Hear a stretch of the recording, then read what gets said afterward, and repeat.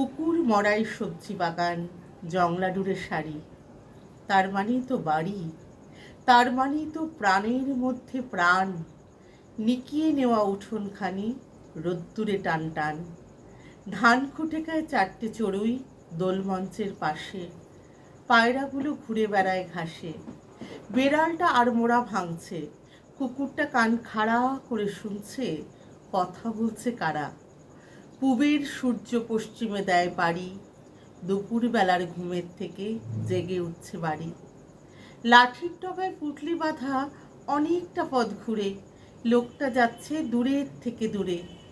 ওর চোখেও কি এমনি একটা বাড়ির স্বপ্ন টানা?